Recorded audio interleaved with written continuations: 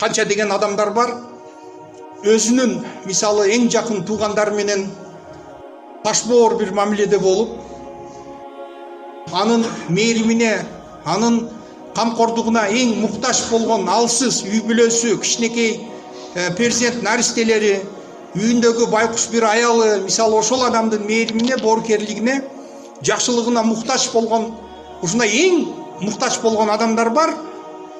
Ал жакындарына бул абдан ташбоор мамиле жасап туруп, бирок көчөдө жүргөн кезде башкаларга укмуш жакшы мамиледе болуп, башкаларды сыйлап, өзүнүн ата энесин сыйлаганды билбеген, бирок башка бир жатты сыйлап, ушундай сүрөттөр көп биздин коомдо бул дагы кездешет. Бул дагы туугандар, биз өткөн сабактарыбызда айткандай, эки жүздүүлүктүн жана ошол кулк мүнөздүн өтө начар экендигин тастыктаган нерсе.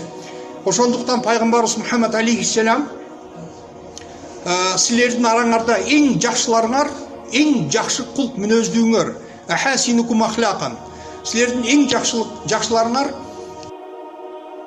эң кулку мүнөзү абдан жакшы болгон адамдарыңар деп пайгамбарыбыз Мухаммад алейхиссалам айтып кетти. Мына бир хадисте келет, пайгамбарыбыз Мухаммад алейхиссаламдан сурап калышат, ушул бир аял абдан ибадатка берилген, нафил ибадаттарын кошо баарын жасайт. Бирок бул аялдын тили начар, бул аялдын тилинен ушул тегерегиндеги коңушлары эч бир аман калышкан жок. Пайгамбарыбыз Мухаммад алейхиссалам ошол аялды тозокто деди. Тозокто. Бул демек туугандар өтө биздин динибизде өтө ордо чоң болгон бул кулк мүнөз.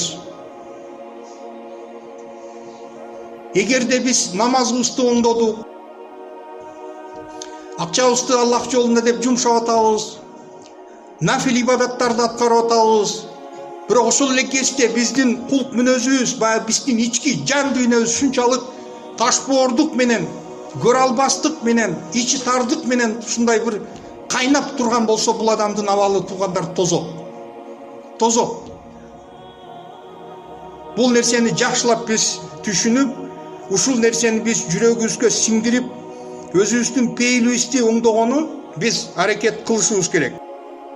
Пайгамбарыбыз Мухаммад алейхиссалам дал ушул нерсени биздин жашообузда, пайгамбардын жашоосу биз үчүн идеал болуш керек.